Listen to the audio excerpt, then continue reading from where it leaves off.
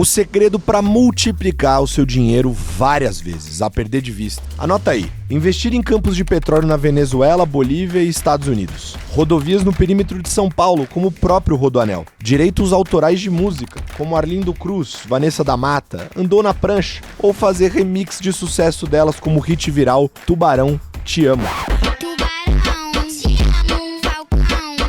Tudo isso numa única carteira de investimento. Parece loucura, né? Parece impossível, parece arriscado demais. E se eu te disser que não é? E se eu falar que quem conduz esse investimento basicamente construiu a 3R e fizeram quase 9 vezes o dinheiro em dólar? Paulo Thiago, sócio da Starboard, foi o convidado dessa vez. Uma história singular. Uma das pessoas que mais entende de petróleo e gás no Brasil. Filho de um dos maiores ícones do setor no país, Paulo Mendonça, conhecido como Mr. Oil. Bem-humorado, simpático, simples e humilde. Essa mistura com o vasto conhecimento de quem investe o dinheiro com dinamismo e perfil agnóstico.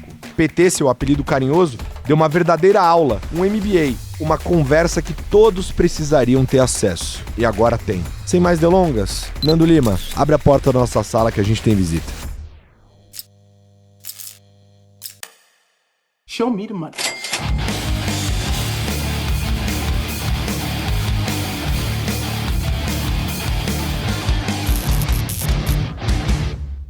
Cara, que felicidade estar aqui com você hoje, neste episódio que eu tava muito ansioso para acontecer. Cara, eu queria te dizer uma coisa. Diga. A nossa audiência ainda não se deparou com os quadros da nossa sala, né? Perfeito.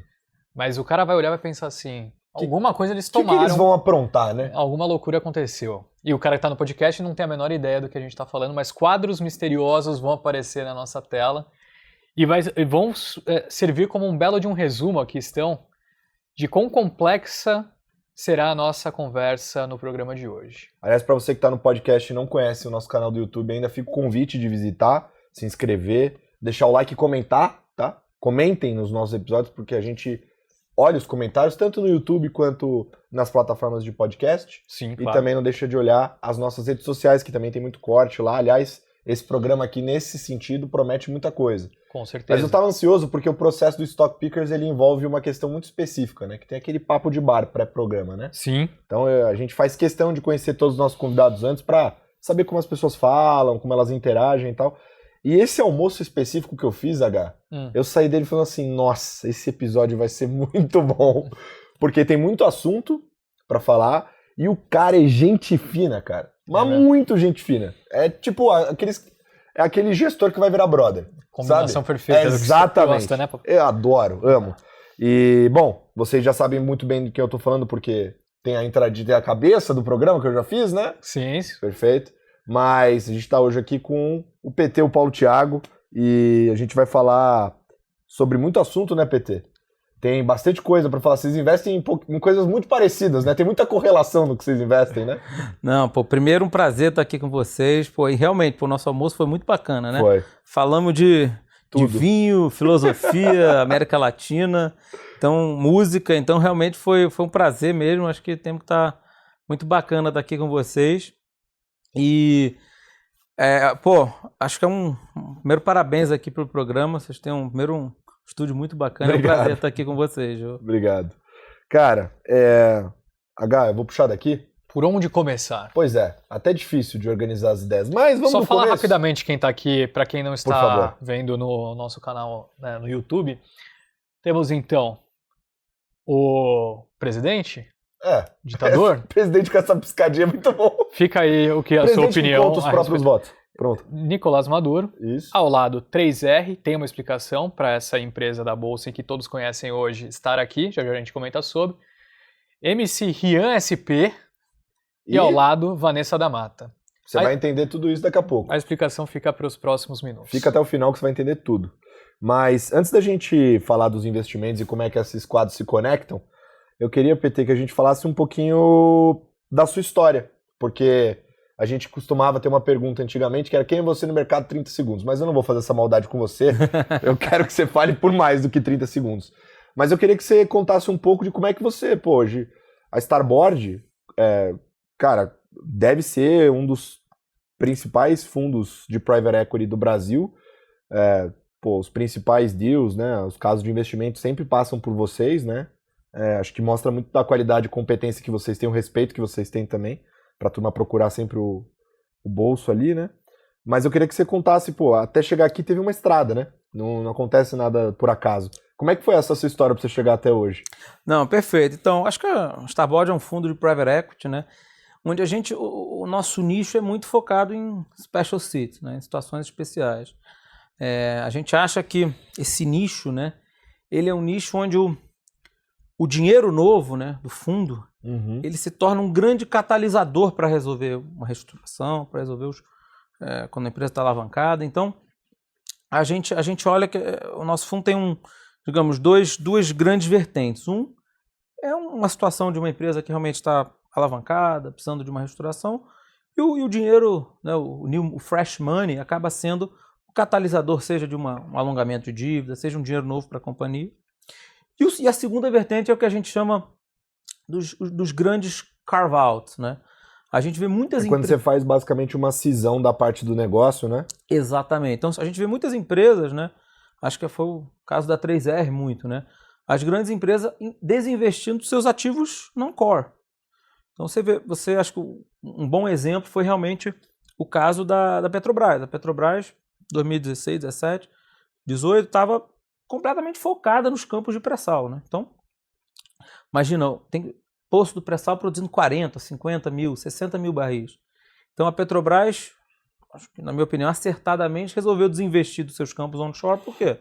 Pô, cada poço produz ali 30, 40, 50 barris. Então, você não tinha nem recursos humanos, né, nem financeiros, nem tecnológicos para investir o tempo, né, do gestor da Petrobras no onshore. Então, é um nicho que a gente, Starboard, sempre gostou muito de atuar.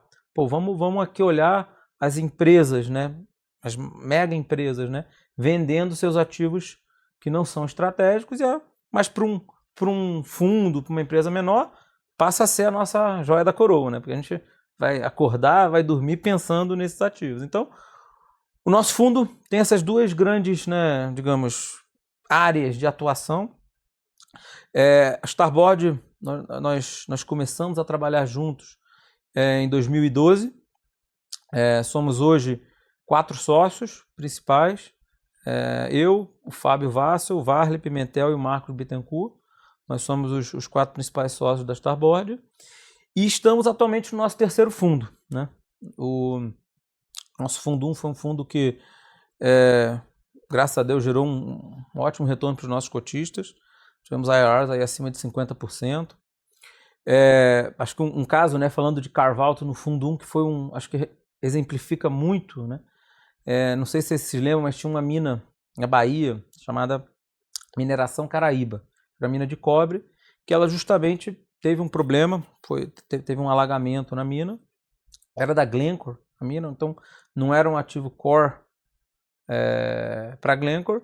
Então nós realmente fizemos uma aquisição da mina, colocamos dinheiro novo, também fizemos um alongamento das dívidas que tinham lá, resolvemos toda a questão trabalhista. A mina, que era um ótimo ativo dentro de um balanço ruim, né? Então, colocamos dinheiro novo, a mina voltou a produzir.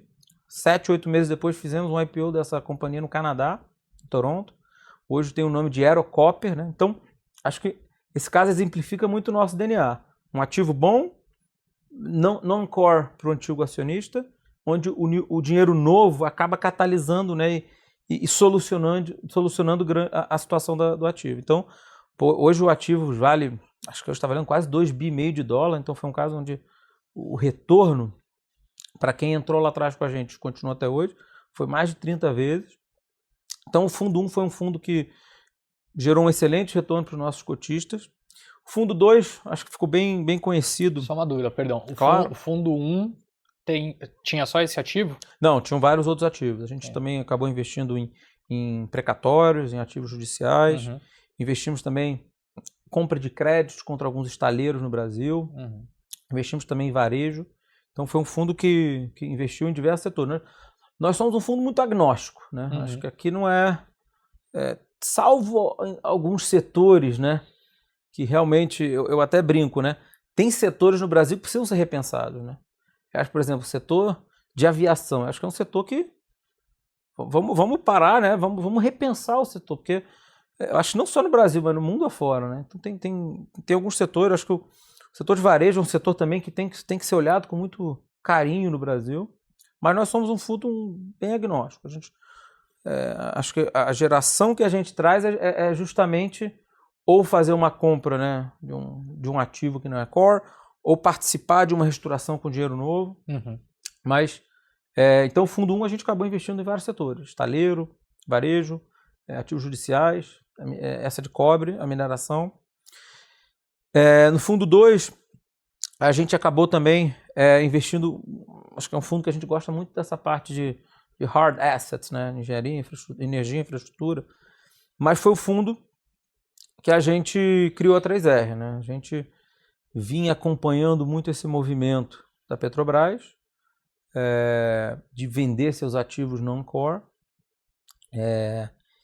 E, bom, eu brinco, meu pai sempre foi da indústria de óleo e gás, né? Então, eu digo que eu nasci na indústria. Então, meu pai sempre me incentivou muito a olhar esses campos onshore do Brasil, que são campos, primeiro, se a gente parar para olhar para trás, mas o onshore, grandes estados, né, brasileiros no Nordeste, tem sua economia muito voltada para o óleo e gás, né? E a Petrobras realmente, quando começou a investir muito, né, tem uma acho que uma analogia que é muito boa, né? Porque a Petrobras começou o petróleo no Brasil em terra, né? Na Bahia, Rio Grande do Norte, Sergipe, Alagoas. Aí quando ela descobriu os campos de águas rasas, né? Ela, acho que a criança que ganhou o brinquedo ganhou um segundo brinquedo. Aí ela focou nas águas rasas, né? Esqueceu o outro brinquedo. E, a gente realmente viu campos maravilhosos. Aí depois a Petrobras veio para as águas profundas, né? Aí, esqueceu as águas rasas, esqueceu... E aí quando veio o pré-sal, esqueceu, né? Acertadamente, né? Você pega um poço, acho que repetindo, o nível de dinheiro que você gasta no pré-sal é maravilhoso, né? Você tem um lifting cost muito baixo, principalmente nesse nível de petróleo. Então a gente fez esse movimento, eu puxei meus sócios, falou, vamos aqui buscar uma empresa para focar aqui no onshore brasileiro. E com a tese, né? Acho que as empresas de EIP, né? Com o P grande e o E pequeno, né? Ou seja, uma produção grande, mas sem risco exploratório. Eu acho que o mercado de capitais, ele compra muito o risco de produção. Ele quer o risco de produção. O risco de exploração é um risco, é outro tipo de risco, mas o risco de produção é um risco que você sabe que tem reserva. A questão vamos botar dinheiro para recuperar essa produção. A gente vê, por exemplo, quando a gente criou a 3R, investiu na 3R, a gente investiu com a gente um grupo norueguês, né? E os noruegueses sempre falam, lá no Mar do Norte, o fator de recuperação que é o quê? Sobre o óleo em place que você tem no campo, quanto você consegue extrair? Lá na Noruega fala-se de 50%, 60%, 70%. Porque os caras, realmente, aquilo é a vida de todo mundo, né? Então, o cara não tem vários ativos novos descobertos. Aqui no Brasil, você pegar os grandes campos onshore, estavam em 10%, 15%, 20%. Então, estavam muito aquém do que realmente a indústria consegue entregar lá fora. Então, esse risco faz todo sentido. Acho que foi um pouco essa tese da 3R. Então, na 3R, a gente chamou meus sócios, falei, vamos aqui investir no setor, achou um momento bom. Foi quando a gente... Que ano que era isso? Isso era 2019. Tá. 2019. E aí a gente viu que o processo da venda da Petrobras estava acontecendo e a gente viu que o Savini, né, que era o fundador da 3R, estava participando desses bids e falou, olha, a gente quer entrar, quer colocar dinheiro aqui, então é a época que a gente bancou, né, a aquisição dos ativos, comprou. A 3R já existia, só que era uma empresa... Era uma empresa que estava o Savini, tinha os outros executivos deles que estavam olhando isso já há um tempo. Mas não tinha ativo? Não tinha ativo. Então a gente capitalizou a companhia, passou a ser dono da companhia, com 90 e muitos %. Falou, vamos agora criar, né, esse ciclo, né, de compra de campos. Aconteceu muito em outros países. Na Argentina isso aconteceu na década de 90, né? Você pega a Colômbia, os independentes sempre tinham começado. Então, estava no momento disso acontecer no Brasil. Então, a gente felizmente pegou um timing interessante. Até o IPO da 3R, né? Até a época aconteceu nesse prédio, inclusive, o pricing, né? Então, até uma história engraçada do IPO da 3R. A XP que coordenou? Foi a XP era a coordenadora líder. Mas até uma história que é engraçada, que no dia, eu nunca me esqueço, o IPO foi dia 12 de novembro de 2020, né? Que era no auge da pandemia, né? Sim. E, pô, o petróleo, umas semanas antes, estava caía 7%, 8%. E aí no dia 12 o mercado estava difícil, né? E aí eu acordei no dia 12, falando, pô, está difícil o IPO hoje. É um timing que não é muito, sabe, o petróleo vai melar. 38. Então assim, tava um mercado difícil, né? E aí eu me lembro que eu fui tomar banho, aí eu saí do banho, eu vi no meu celular, acho que uns 50 ligações, né? Eu falei, pô, aconteceu alguma coisa, né? O que tá acontecendo? Aí eu falei, gente, aí o pessoal, cara, olha as notícias. Eu falei, pô, o que tá acontecendo? No dia 12 de novembro, a Pfizer anunciou que a vacina tinha 95% de eficácia, né? Então as bolsas no mundo, o petróleo subia 10%. Então assim, então foi também, na vida também tem que ter sorte, né? Porra. Então assim, foi um momento muito bacana, acho que a empresa estava muito bem constituída, acho que na indústria de óleo e gás tem acho que o mercado brasileiro vai ter uma coisa, o petróleo, né, principalmente o setor de commodities, você precisa ter balanço bom, né? Porque é um setor cíclico, então você vai viver momentos de queda, momentos de alta, então nada mais importante do que você realmente estar com um balanço sólido, né, ao longo da construção. Então foi muito a nossa visão de 3R. Ativos em produção, que geram caixa, que geram EBITDA, e pô, vamos ter aqui uma estrutura de capital bem sólida, né? Então um pouco do DNA nosso, né, de reestruturação. Gente, a gente precisa... o dinheiro novo, ele tem que criar uma estrutura de capital muito sólida. Então foi um pouco o fundo 2, voltei aqui para o fundo 2, tá bom. Então realmente fundo 2 a gente investiu, no caso 3R. Era a principal tese do fundo 2? Nós também fizemos uma tese de linha de transmissão no norte do país e no Rio de Janeiro.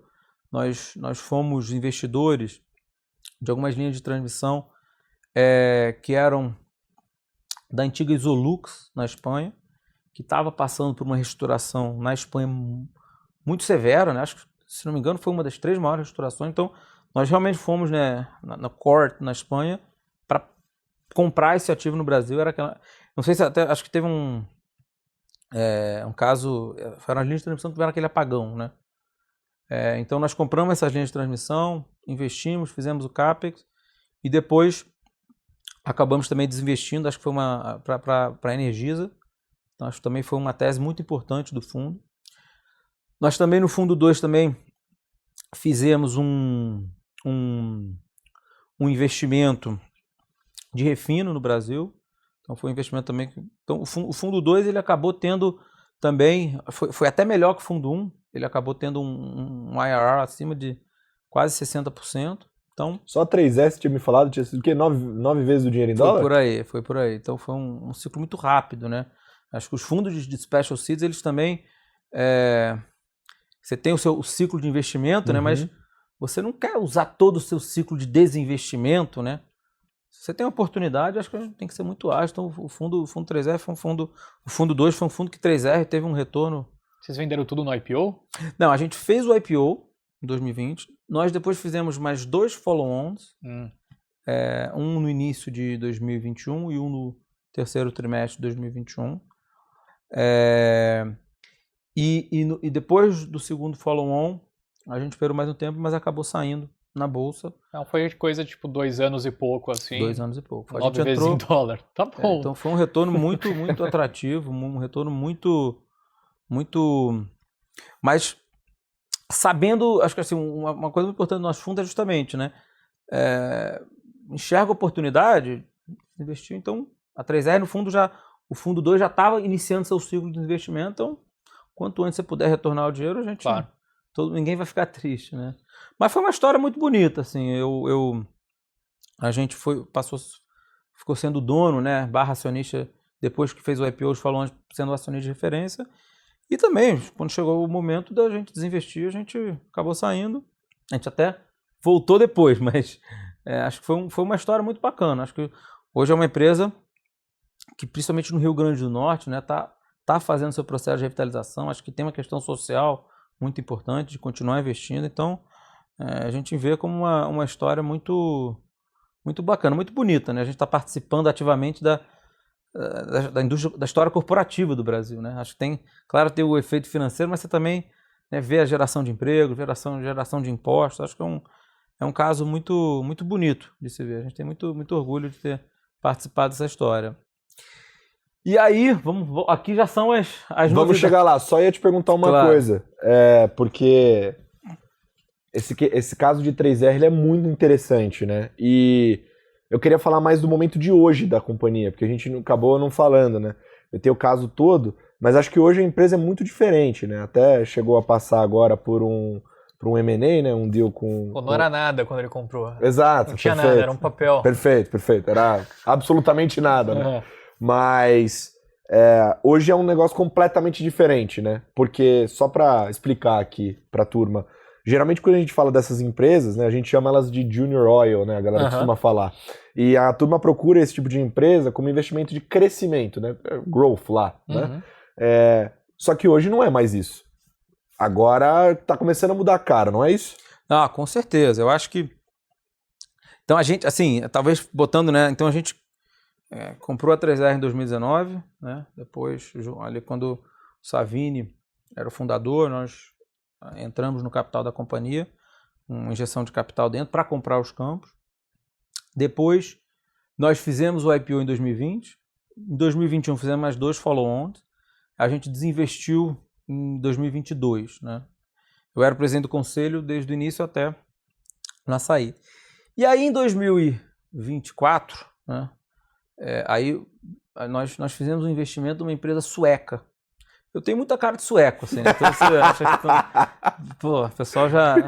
Sou local lá. Né? Pra quem tá acompanhando a Olimpíada... Então, a gente fez um investimento numa empresa sueca, uma empresa listada na Nasdaq de Estocolmo. Uma empresa que, basicamente, o caixa dela valia mais do que o market cap. Chegou a ser uma das petroleiras mais baratas do mundo. Sim, não, acho que até hoje, assim... Quando vocês compraram, o que? 1.2 EV/EBITDA, alguma coisa do gênero? Na época tinha uns ativos em produção, hoje é uma empresa que tem muito caixa, né? E basicamente o caixa vale mais aí que o valor de mercado, né? Perfeito.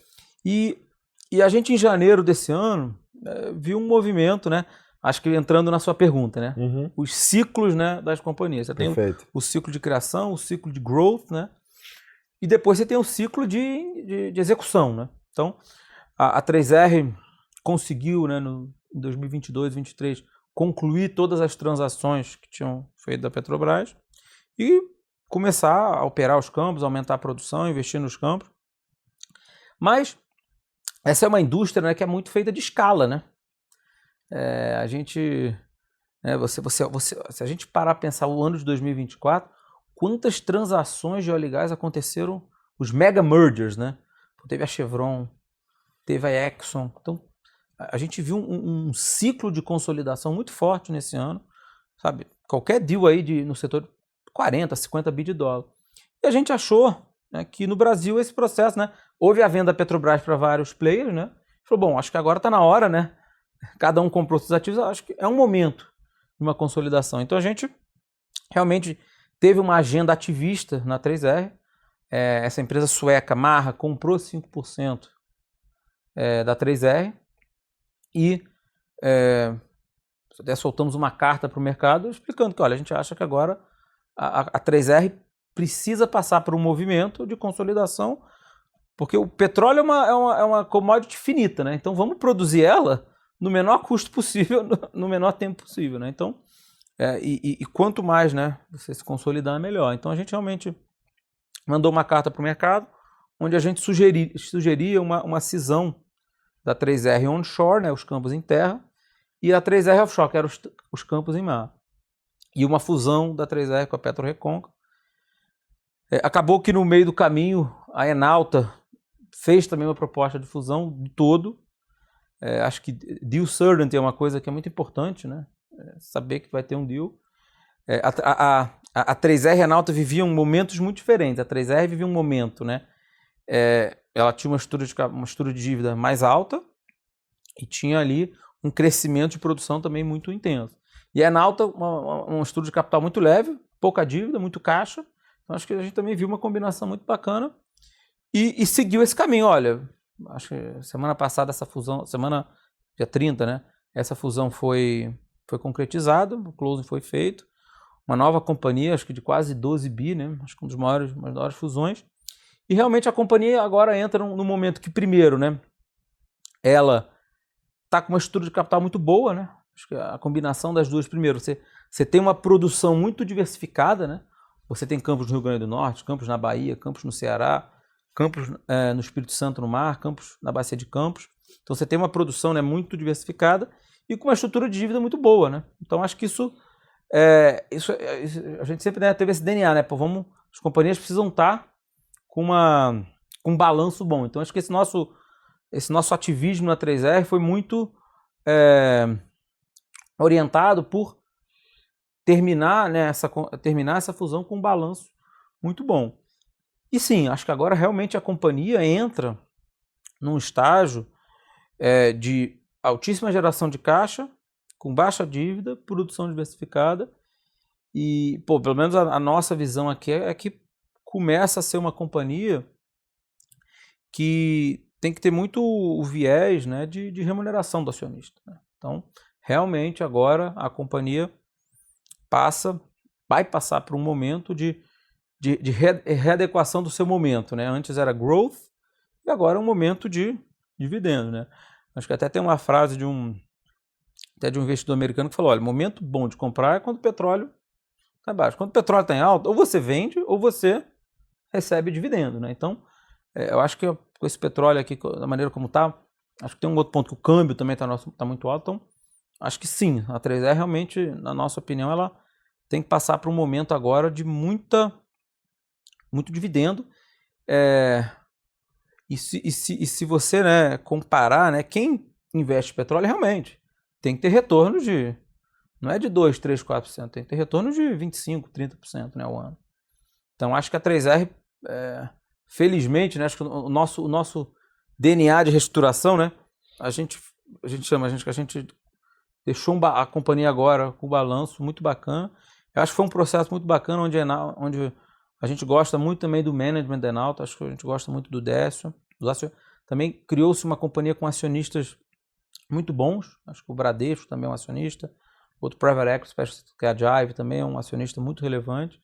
Então acho que tem uma construção muito bacana essa nova companhia. E como a Marra se encaixa com essa empresa resultante da fusão? Assim, qual que é o objetivo, a estratégia agora? A Marra ela acaba sendo uma acionista também relevante da companhia.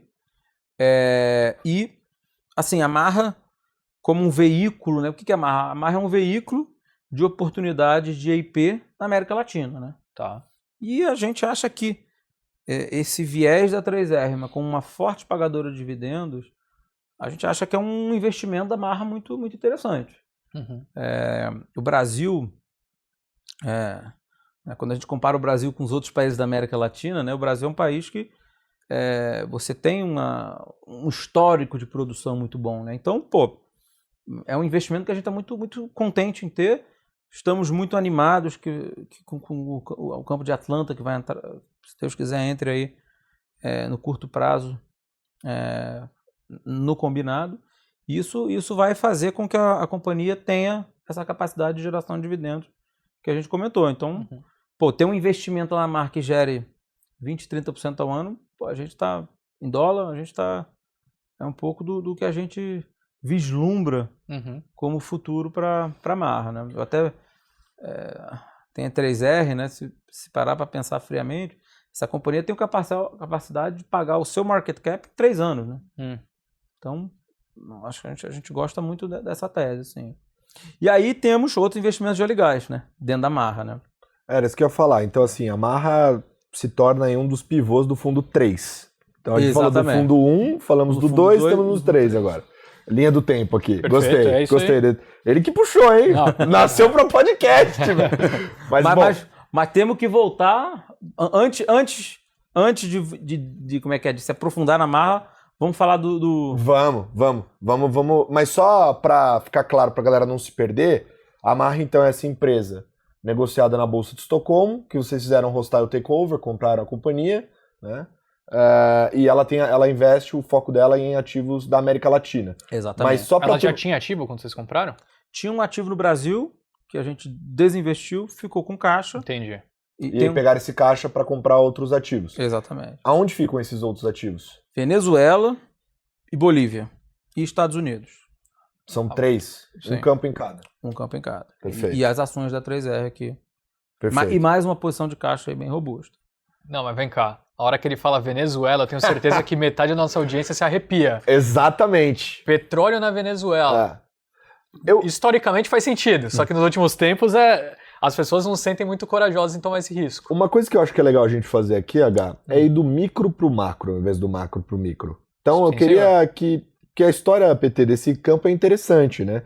Para começar que, eu não sei se você sabe, H, mas esse campo aí, ele tem até Guinness. É mesmo? É. Tá no Guinness? Esse campo tem uns... Então, assim, falando de Venezuela, né? Vamos do micro pro macro. Isso. A gente...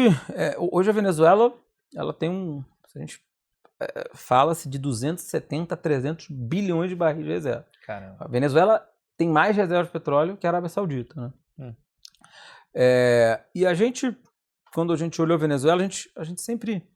A Venezuela, historicamente, tem um óleo muito pesado, né? Perfeito. Então a gente...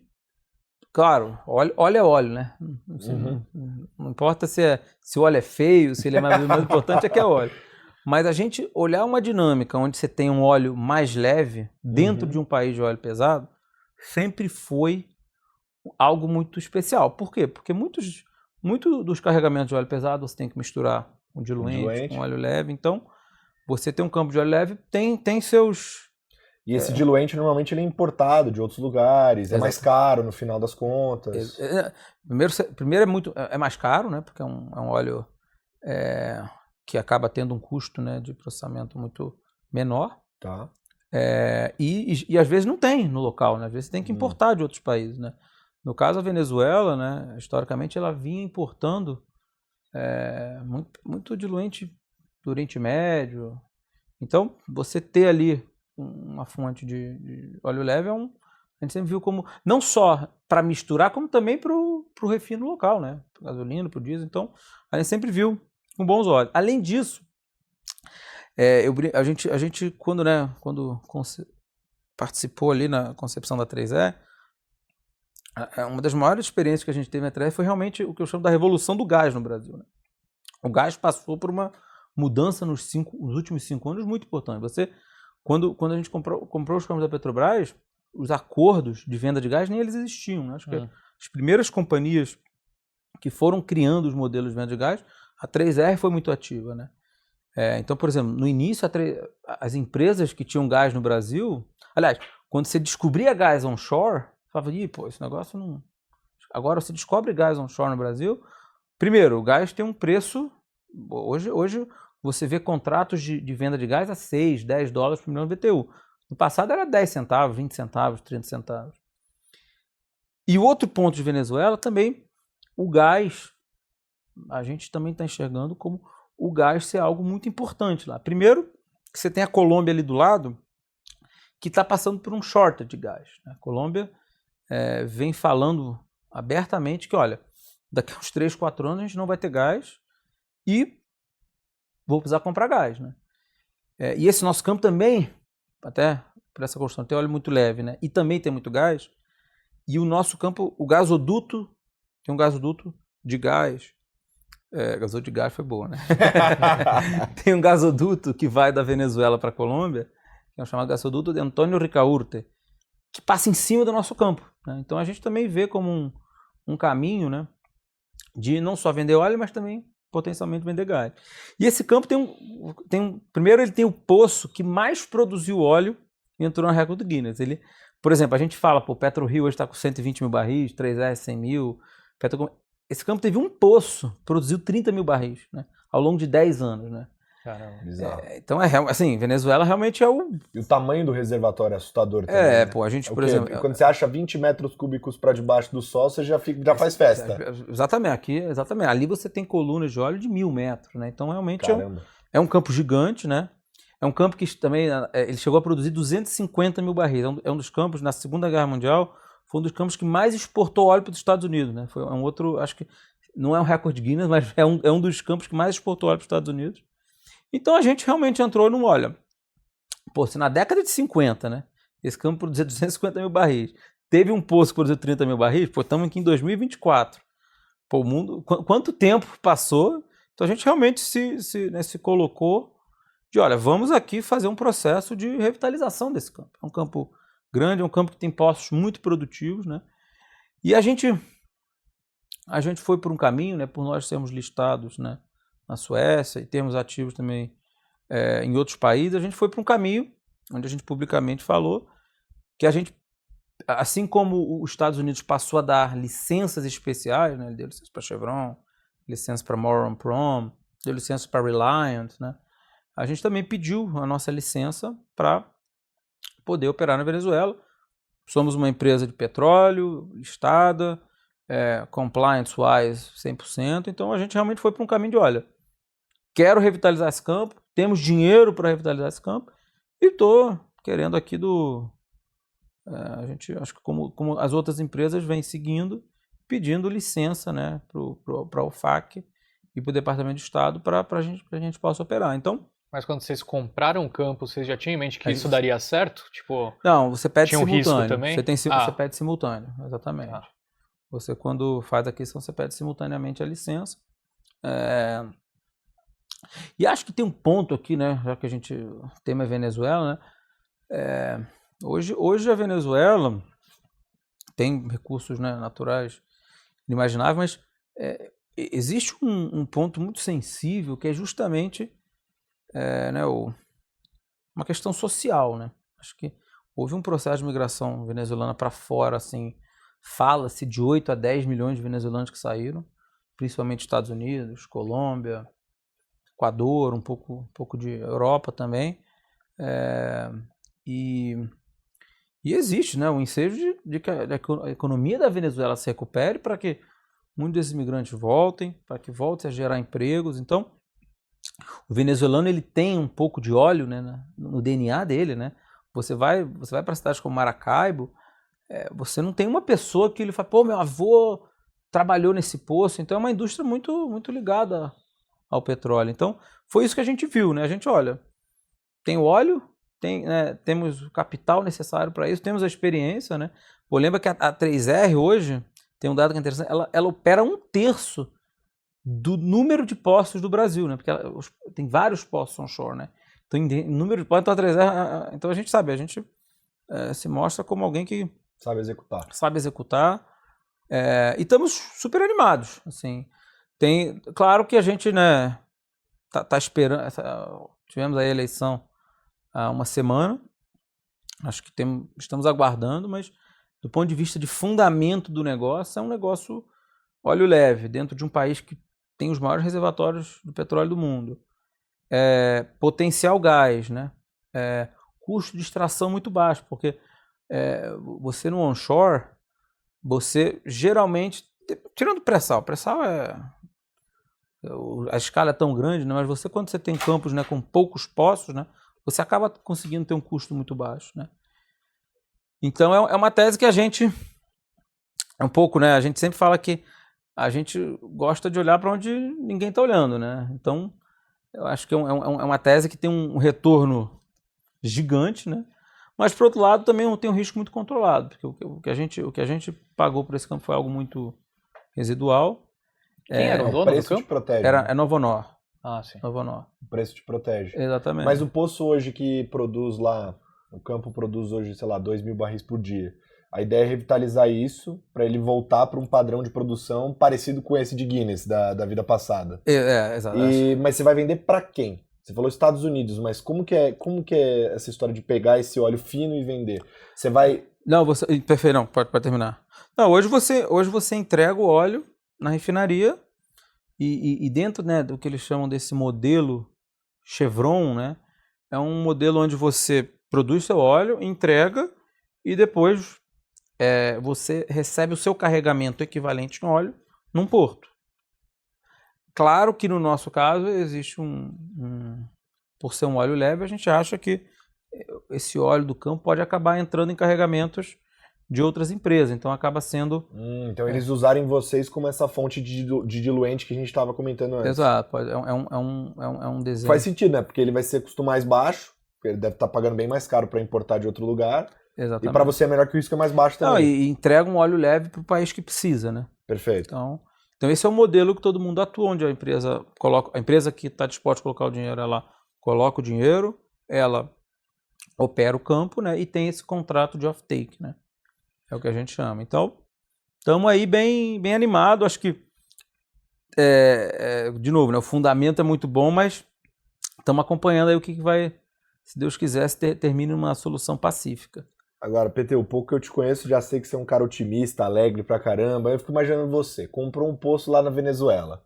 Aí abre lá um noticiário, vai no Infomani e tal, tá escrito lá todas as coisas que estão acontecendo com Maduro. Essa semana teve mais bagunça, rolou uma carta hoje, inclusive, de alguns países europeus também questionando a eleição.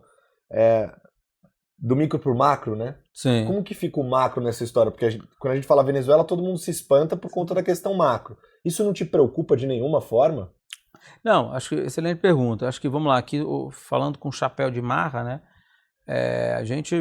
A aquisição que a gente fez desse campo foi uma aquisição que quase como uma opção, né? Uma opção ou você multiplica por 30, né? Ou você perde a opção, né? Então acho que sempre foi muito o ângulo por a gente, olha, vamos aqui comprar uma opção, paralelo, vamos aqui pedindo as licenças, fazendo os contratos. Então acho que do ponto de vista de downside... O preço que é o que te protege. O preço é o que te protege. Agora, olhando para o macro agora, né? Acho que primeiro, né? O mundo, né? Acho que vou começar um pouco, talvez, falando um pouco dos Estados Unidos. Os Estados Unidos realmente, né? Os últimos, talvez, 12 meses, né? Ele viu, não vou falar a importância, né? Mas a necessidade de que, primeiro, as sanções acabaram não resolvendo, né? A situação da Venezuela. Acho que deixou a população mais pobre, né? A verdade é essa, né? Dois, né? Eu vejo uma vontade, né, dos Estados Unidos se reaproximarem. O venezuelano, não só o venezuelano, mas o colombiano, ele tem uma cultura muito pró-Estados Unidos, né? Para a Venezuela, por exemplo, o esporte que o pessoal mais gosta é beisebol, sabe? Beisebol. Então eu acho que tem aqui uma aproximação. Essa questão migratória é uma questão muito relevante, né? Você não pode deixar 20% da população, né, fugiu, migrou do país. Então o macro, né, vamos pensar aqui um pouco na geopolítica. E aí eu vou falar de Brasil. Acho que o Brasil, né, como vizinho, né, ele tem que ser um ator muito relevante dessa reconstrução. Seja econômica, seja política, né? Então eu acho que quando a gente olha o macro, existe um ensejo, né, dos Estados Unidos quererem que o país, né, se recupere, né, tanto socialmente, tanto economicamente, primeiro, para evitar, né, o fluxo migratório. Dois, acho que tem uma questão social relevante, né, o país a gente viu aí indicadores que o país está muito pobre, né, então, migração, questão social, o Brasil e Colômbia, ninguém quer aqui uma guerra aqui agora, né, gente, agora é um momento de paz. E o que aconteceu também com a Rússia e a Ucrânia, né, quando o preço do petróleo chegou a bater 100 e pouco, né, também o pessoal viu a necessidade, né, de ter mais uma fonte de recursos de petróleo, né, para poder estabilizar o petróleo. Então a Venezuela realmente é o país, agora está produzindo uns 900 mil barris, mas é um país que literalmente pode voltar a produzir seus 3, 4 milhões e também estabilizar, né, o preço do petróleo. E, a gente vendo aqui a inflação que aconteceu no mundo, nenhum político quer ver também o preço do petróleo indo para 100, 120 de novo, né? Então assim, olhando para o macro, né, a gente realmente tem muitos indicadores de que o país, assim, independente de política, né, mas o país prosperar, a população prosperar, é um ganha-ganha para todo mundo. É um ganha-ganha para o Brasil, é um ganha-ganha para o venezuelano, é um ganha para os Estados Unidos. Então, eu pessoalmente continuo muito otimista de que as coisas têm que se resolver. Só que, infelizmente, né, para as coisas melhorarem, às vezes elas têm que chegar num estágio, né, que tem que resolver. Então, acho que a gente está vendo aí, principalmente o Brasil, a Colômbia e o México, sendo muito proativas em primeiro, baixar, por um pouco de panos quentes, entender o que vai acontecer, mas a verdade é que tem que se ter uma solução. Tomara que seja pacífica, porque a Venezuela continuar, a Venezuela não prosperar não beneficia ninguém. A população fica pobre, os Estados Unidos não têm acesso a óleo. Várias empresas americanas começaram, a Chevron começou a operar lá, a Moran Prom começou a operar lá, Eni, Repsol. Então, as grandes a Reliance teve uma licença também do governo americano para comprar óleo. Então, o macro continua tendo uma derivada muito positiva em ter uma solução. Acho que aí talvez vá para o micro político de que teve uma eleição que muita gente vem pedindo, né, as famosas atas eleitorais. Uhum. Mas eu acho que, como tudo, né, no ambiente corporativo, tem que ser feita uma negociação para se pacificar e resolver o problema. Essa é a verdade. Assim, a gente é apolítico, né? Mas o que a gente quer, como investidor, como empresário, nós queremos investir, claro, para ganhar dinheiro, mas também para gerar dinheiro para o país, para a população. Então, é um pouco assim como a gente enxerga. A gente continua, a gente que é de restauração sabe que às vezes, né, tem altos e picos, né? Tem que esperar ver o que vai acontecer, mas o fundamento é muito bom. O fundamento é muito... A derivada é positiva, eu chamo assim. Vamos ver como é que termina. E tem o ponto do preço, né, que você falou também, né? Porque vocês fazem private equity distressed, né? Então, tem essa coisa também. Acho que o preço às vezes já embute muita coisa, né? Exatamente. Você tá protegido por isso. A Marra pagou $5 milhões, né? Então, assim... acho que no público, poço. Exato, estão no campo. Então, infelizmente, não, tudo que eu quero a gente poder ter a oportunidade de investir no campo, trazer tecnologia nova, sabe? Uhum. Mas, pô, se em 1950 esse povo produziu 30 mil, pô, Imagina agora, o que será que dá para fazer? Né? Claro, já produziu muito, mas... E com toda a experiência e acesso que vocês têm no Brasil, que é referência, né, nisso? Não, isso, e, pô, são 70 anos que passaram, né? O que será que isso... Será que a gente não faz um novo Guinness? Brincadeira, né? Mas tem muita Vamos coisa. buscar, né? Bom, não, mas assim, tem muita coisa para se fazer, essa é a verdade. Tem então, prazo para sair ou não a licença? Não, o veredito? não. Assim, acho que aqui é um pouco, né? Se demorar 10 anos, mas assim, não acho que não é o... Não, mas tipo... Não, muitas assim, empresas têm conseguido as licenças. A gente foi uma das primeiras a pedir, então a gente acha que... Não tem uma regra específica para isso, assim. Não. Entendi. Mas muitas empresas, né, têm conseguido, então... e de novo, eu repito muito isso, o Brasil vai ser talvez o principal ator dessa negociação e dessa reconstrução. Acho que o Brasil tem que ter ali empresas indo para lá, não só no setor de petróleo, mas no setor de mineração. A Venezuela tem recursos minerais gigantescos. Outro setor ali que na Venezuela, né,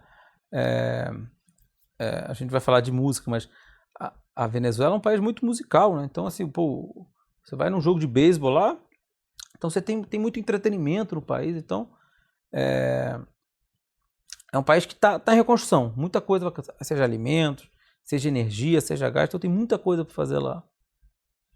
Agora, a gente tem que falar dos outros ativos também, né? Vamos. Bolívia é mais um tema curioso desse portfólio. Dentro do nosso fundo e da Marra, a gente fez um investimento no gasoduto da Bolívia, né?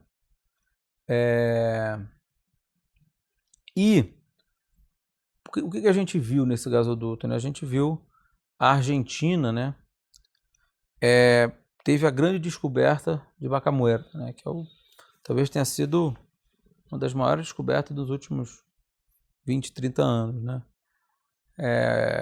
Só que o gás, né, você realmente precisa da infraestrutura para escoar, né? Então, quando a gente olha, né, o volume de gás que tem nesse potencial reservatório, você precisa também de mercado consumidor, né?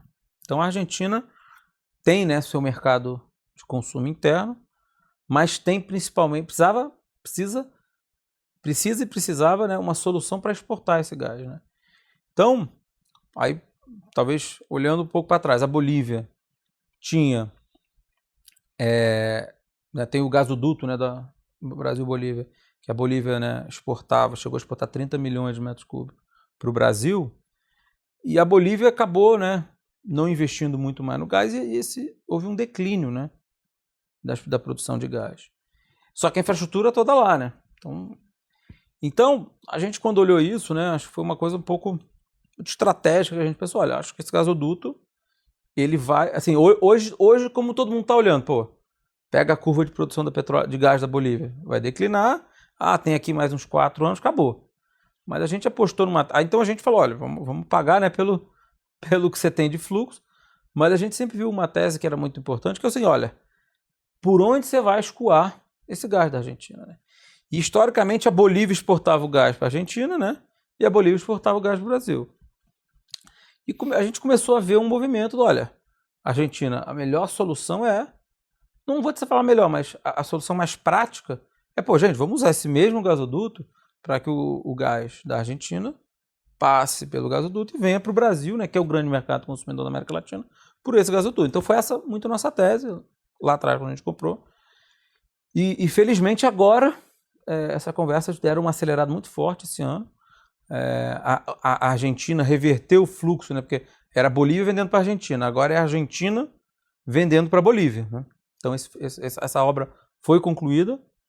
Então o próximo passo é realmente a Argentina as empresas privadas começarem a firmar seus contratos para utilizar o gasoduto e vender para o Brasil.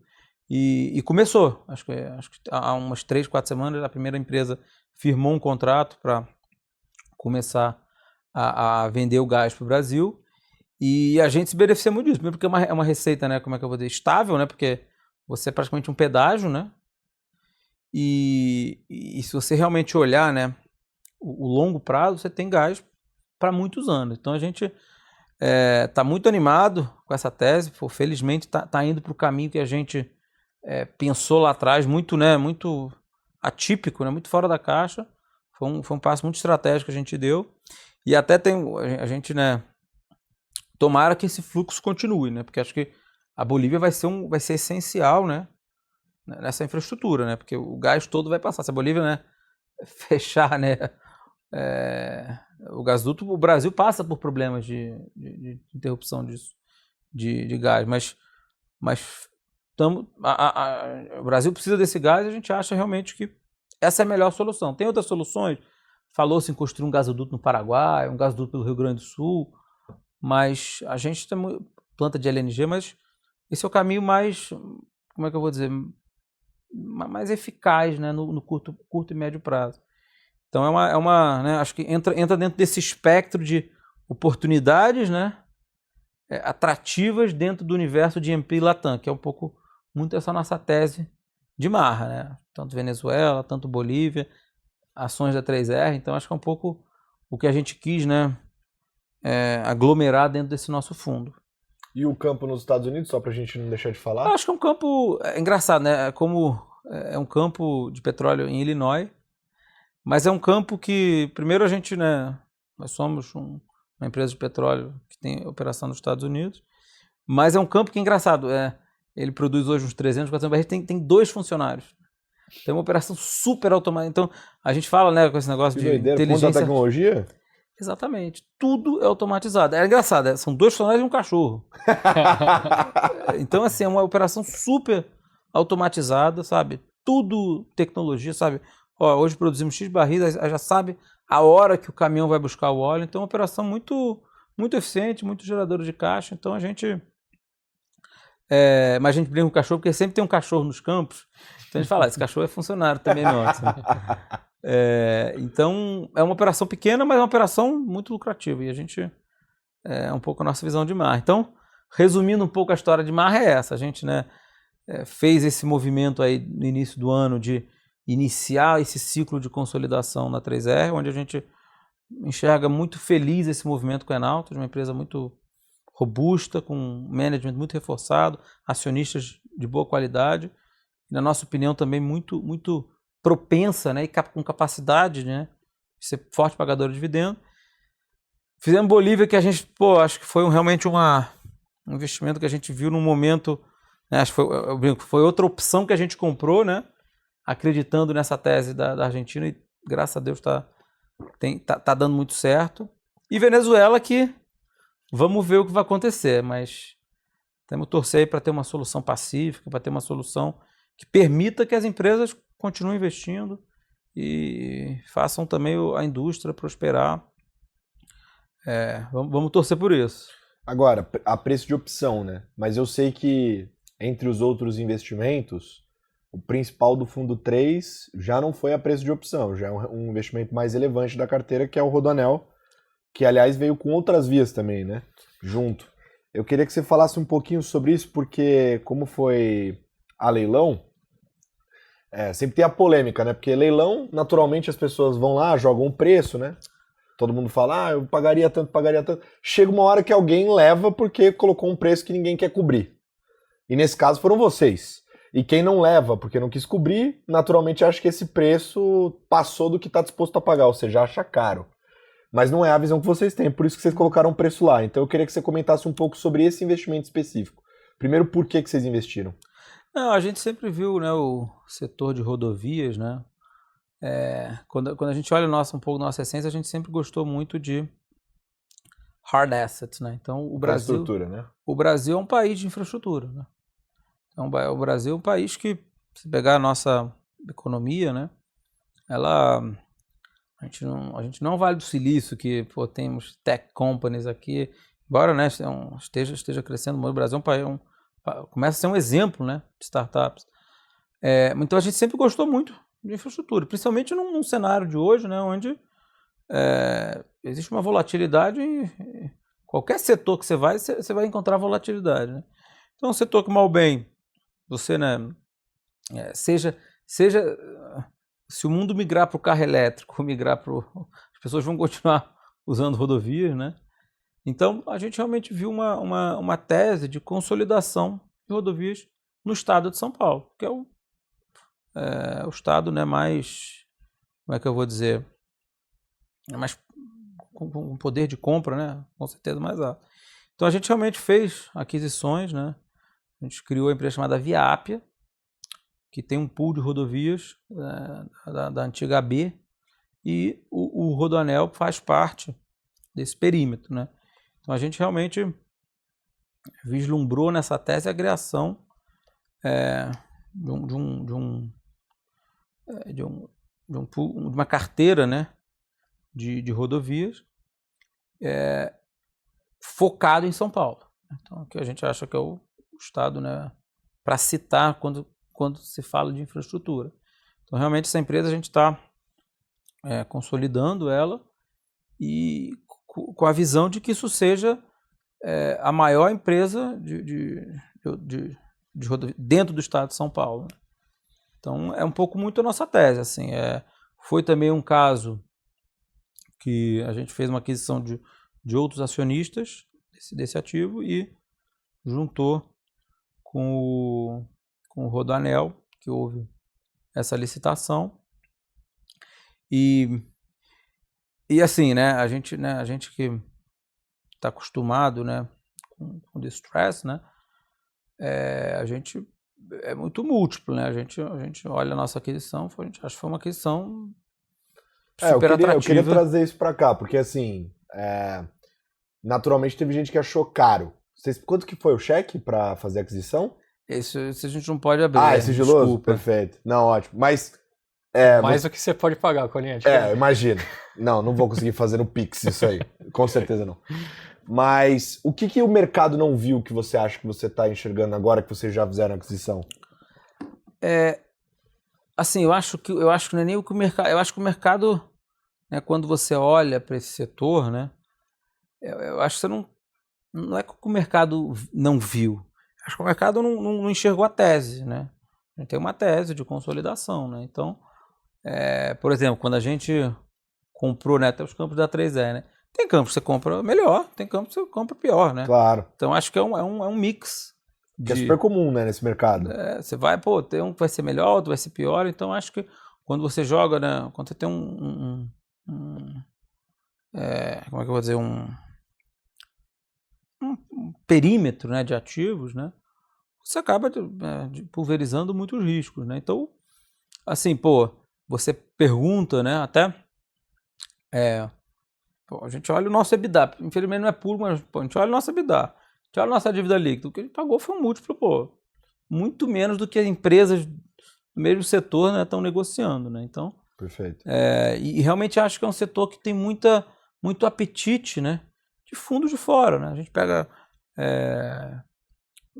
um pouquinho, sabe, fundos de pensão canadenses, né? Fundos de pensão do Oriente Médio, fundos americanos, é você ter uma carteira, né?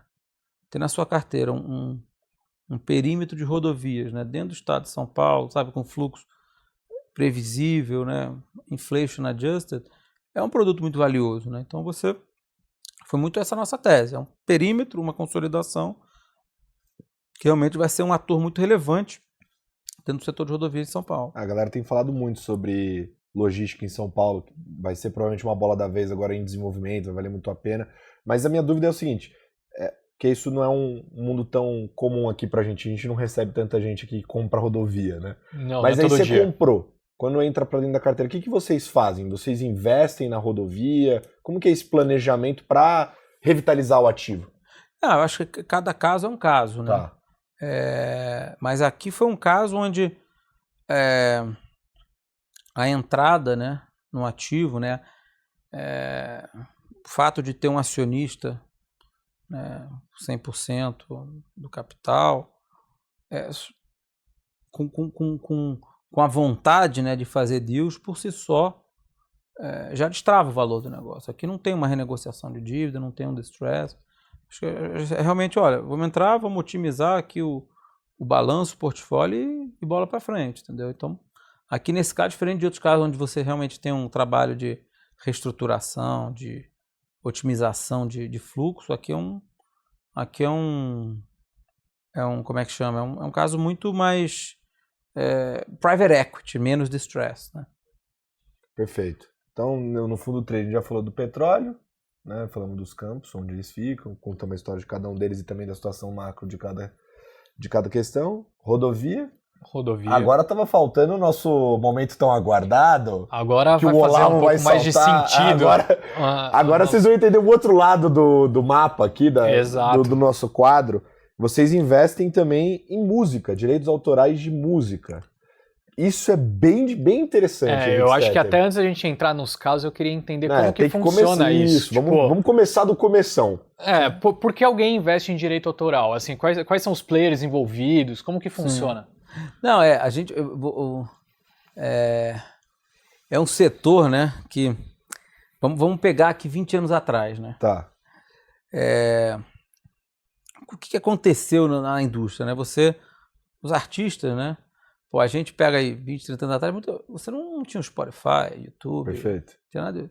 Então você tinha muita pirataria, né? Uhum. Então, você via ali no centro, quantas pessoas vendiam lá os CDs piratas, né? Quem nunca? Então vamos olhar um pouco para trás, né? Claro, muita gente, né, ainda comprava os CDs originais e tal, mas você passou por um momento onde a indústria, né, sofreu com a pirataria, seja CD pirata, seja pendrive, né? Todo mundo tinha as músicas ali que botava no carro, né? Sim. Então você teve esse ciclo, né? De download de música. Aí, de repente, quando começou a chegar ali, principalmente, né, os smartphones, né? 2008, 2009, 2010, você começou como é que eu vou dizer? Você começou a transformar esse setor, né? porque surgiram, né? O YouTube, Spotify, né? Então ninguém mais fazia download de música, né? Então você começou a regularizar muito o setor e cada vez mais os artistas, né? Seja dono dos fonogramas, que são as músicas ou os direitos autorais, começaram a ter mais controle, né? Sobre a sua receita, né? Outra coisa que no Brasil, acho que vocês já devem ter falado do ECAD, né? Que é um regulador que você, pô, aqui, se tivesse num restaurante, toca música, o restaurante paga a taxa do ECAD. Então, nos últimos 15 anos, esse setor passou de uma informalidade, né, e uma confusão, quase que assim, para uma legalidade, para uma organização muito boa. Né? Não à toa, tem até né, para quem é muito de mercado financeiro, olha, eu acho que foi o próprio Damodaran que falou, olha, quando você olha esse produto de música, né, dos royalties musicais que a gente vai falar, ele não é mais um beta, né, de entretenimento. Ele é um beta de um serviço básico, né? Porque, sim, aqui todos nós com certeza temos um Spotify, um YouTube, então você deixou de ser uma coisa de entretenimento para uma coisa de base, de utilities. Algo né? natural da sua vida. Virou um serviço básico que todos nós temos. Então, quando veio a pandemia, né, a gente realmente começou a enxergar que, com entretenimento, né, a gente viu aqui muitos artistas, né, que acabaram não fazendo os seus shows, né, não só no Brasil, mas mundo afora também, falando, pô, acho que é o momento de, primeiro, né, dar uma liquidez para alguns artistas que podiam vender. A gente nunca compra 100%, a gente sempre compra um percentual do direito. Então, a gente falou, pô, vamos aqui entrar nesse setor. Né? E quando você olha lá fora, né, todo mundo também começou a olhar esse setor, talvez um pouco depois da gente, mas você viu os grandes fundos americanos entrando nesse setor, porque isso deixou de ser uma coisa de entretenimento, passou a ser um produto financeiro. Imagina, na pandemia, né, todo mundo parou de ir em festa, todo mundo parou de dirigir, né, mas todo mundo continua ouvindo música, né? Uhum. Então é um setor que até é um pouco atemporal, né? Pô, tá inverno, tá verão, teve pandemia, não teve pandemia? Tem gente até que considera utilidade pública, né? Uma utility praticamente. Exatamente, então virou uma utility. E realmente, pô, o Brasil é um país muito musical, né? Até um dos países que mais escuta bossa nova no mundo, depois do Brasil, é o Japão. Até um dado interessante, mas uma das coisas, né, que a gente mais viu nessa tese foi o quê? Estabilidade de receita, né? E a gente viu que o artista estava começando a precisar se organizar, né? Então qual que é a nossa tese na música? Pô, vamos comprar os royalties, né? Porque tem de tudo, né? Porque você tem o fonograma e o direito autoral. É que você pode, desde comprar uma MC Anitta, que depois vira uma Anitta, e aí você pega esse crescimento todo, né? Até esses artistas mais consolidados que tem pouca variação em audição por mês, que é tipo uma renda fixa. Exato. Vocês focam nessa parte. A gente gosta muito do direito autoral. Né? Tá. Que, por exemplo, pega aí... Vou dar um exemplo bom. Já viram aquela música Onda? Sim. Que era até no carnaval? Quando a gente criou essa empresa, a gente... Não sei se vocês lembram muito, o Liminha, né? Era um grande produtor musical. Ele é o nosso CEO. Ele é um cara que transita muito bem no setor. Então, a nossa tese falou, olha, a gente não só quer comprar, né, seu direito autoral, mas nós queremos trabalhar a sua música. Né? A gente quer pegar o seu direito autoral e fazer, né, novas variações da música. Então, nesse caso de Onda, o MC Rian aqui, tá aqui para... houve um remix dessa música. Que virou Tubarão Te Amo, que hoje você quase não encontra a original. Exatamente. Assim, então, esse caso é bizarro. É. Aliás, tem vídeo nosso dançando ela na chamada. Mano, depois no corte você coloca aí pra mostrar. Põe só o cola, põe só ele. Então, pô, olha que negócio legal. Você pegou uma música de 30 anos atrás, fez um remix, chegou a ter 4 bilhões de visualizações no TikTok. Uma febre, né? Assim, a nível Brasil, bizarro. Então, trabalhar a música é muito legal também. Então a gente, comprou, realmente, Mas como que é esse processo, PT? Eu acho interessante isso, assim, vocês compram o direito autoral da música. Sim. Aí tem lá um escritório de vocês, que é a empresa que vocês formaram, pra tocar isso. Imagino que ela fica responsável desde cobrar a rádio lá que tá tocando a música até pensar nesse tipo de iniciativa. Sim. Mas como que é esse processo? Hoje você coleta dinheiro de várias fontes. TikTok, Spotify, Instagram. Então você tem... É muito, muito bem organizado, tá? E o ECAD, mesma coisa. Não sei se vocês lembram na pandemia, mas quando teve algum artista que fez uma live, né, que não estava pagando ECAD, foi lá e cortou, né? Então é um negócio muito organizado que você vê.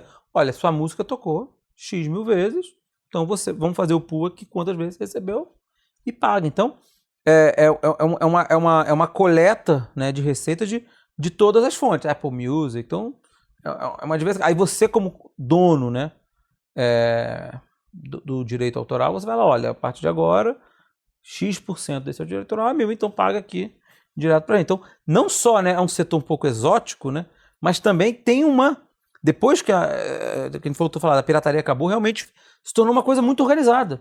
Tudo informatizado, tudo automatizado. Então é um negócio muito bacana. O Spotify, o Spotify é muito simples, né? Ele pega tudo que ele recebeu, sua música tocou quantas vezes? Então você recebe aqui X reais pela sua música que tocou esse mês. Então se tornou um produto financeiro, né? E não só, né, se tornou um produto financeiro, mas, por exemplo, nós compramos muitas músicas de direito autoral, mas nós compramos também, está até aqui no telão, né? A gente comprou o direito autoral da Vanessa da Mata, compramos Raimundos, né? Compramos muito. Estamos aqui fazendo, acho que uma coisa muito legal, né? Que a música, né? Ela se associa muito também com os filmes, né? Então você, quando, por exemplo, esse filme que teve como é que é o nome da Sydney Sweeney, né? O Anyone But You, eles fizeram uma música, aquela música viralizou de uma maneira que acho que chegou também, bateu os recordes mais tocados. Então, a gente está agora, né, em homenagem ao Arlindo Cruz, está fazendo também um documentário sobre a vida dele. Estamos fazendo também um evento chamado As Arlindas, onde várias mulheres vão cantar as músicas do Arlindo Cruz. Então, vocês estão convidados também. Obrigado. Eu vou cantar. Eu era rapper. Vai dar uma palhinha lá? Eu era rapper, mas já mudei. Mas então, é um setor muito bacana e recentemente a gente trouxe um sócio para essa empresa, que é uma empresa chamada Primary Wave, que é americana, que esses são os maiores nos Estados Unidos. Eles, por exemplo, o filme da Whitney Houston, foram eles que fizeram agora, você viram, eles são donos também de vários outros catálogos interessantes. Então é um produto novo, é um produto que você olha, né, para um fundo de pensão, né? Eu olho muito, é um produto muito estável, né? Quantas milhões de pessoas escutam aquela música? Algumas receitas são até dolarizadas, né? Então a gente olhou como primeiro, né, um produto financeiro estável, atemporal a riscos, né? Outra coisa, né, quando falam mal do artista, as pessoas ouvem mais, né? Quando falam bem também, quando o artista vem a falecer, você tem 70 anos mais antes de tornar e as pessoas voltam, sabe? Quando o artista vem a falecer, as pessoas voltam a ouvir. Sim. Então, exatamente, é completamente desconexo do macro. E das outras posições que vocês têm também. Exatamente. Não conversa com nada. E fazemos, e esses remixes, né, de Tubarão Te Amo, mal bem, de vez em quando você dá E temos um time muito bacana, acho que o Liminha é o nosso CEO, um cara que adentra muito bem, né, dentro dessa indústria, e a gente está comprando muito, a gente realmente está com capital para continuar comprando, e claro, né, o Brasil é um país muito musical, né, tem até um dado interessante, mas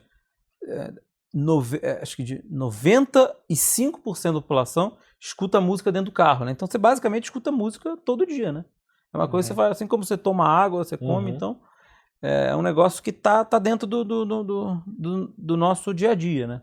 Me fala uma coisa, assim, eu acho que, ficou super claro, um negócio bem legal, assim, divertido até de conversar sobre o assunto, né?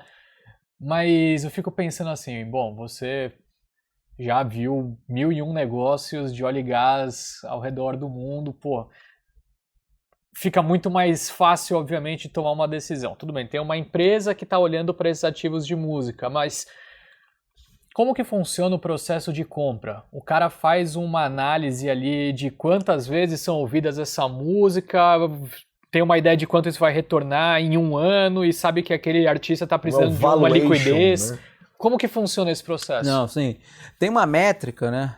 Tem uma empresa listada na Bolsa do Reino Unido que a métrica de avaliação é um múltiplo em cima da receita, né? Múltiplo de NPS. Então, lá fora, né, esses múltiplos variavam, você pagava o quê? 14 a 20 vezes a receita, né? Então,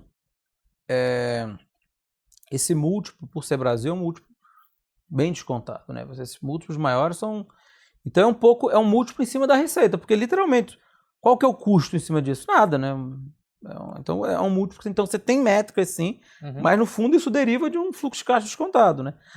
O nosso modelo, a gente gosta sim, muito de músicas que, né, você pega várias músicas, elas têm seus hypes, né? E depois elas acabam entrando, né, num ciclo de estabilidade, né? A gente gosta de muitas empresas, né, que estão dentro desse ciclo de estabilidade, né? Não que estejam no hype, né? Porque aí você pega o múltiplo completamente distorcido. Perfeito. Mas assim, a beleza desse negócio realmente primeiro, você encoraja também os artistas a fazerem novas músicas, né? Porque ele continua produzindo, porque a gente nunca compra 100%. A gente tem também uma visão de encorajar novos artistas, né?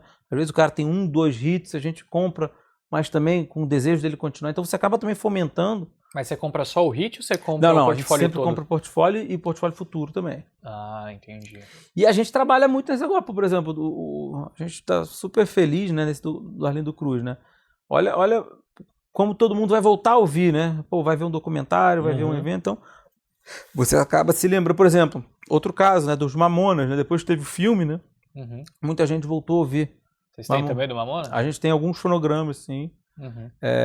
E direitos autorais também temos deles. Então, a intenção de fazer essa produção, seja de filme ou de algum show específico, tem esse objetivo por trás? Muitas vezes sim, de você não só, né, comprar o direito, mas você começar a trabalhar. Né? A gente, por exemplo, começar a botar nossas músicas em filmes, botar, por exemplo, tem um festival, vamos botar um dos nossos artistas. Então a gente sempre gosta muito de trabalhar a música e trabalhar o artista, né? Para que ele seja constantemente relembrado. Por exemplo, é engraçado, né? A gente vê quando chega o carnaval, a gente sabe exatamente as músicas que vão bombar. Então eu falo assim, umas 3 semanas antes do carnaval, já sabe qual vai ser o hit do carnaval, né? Que é a música que teve mais... Então também é informação, né?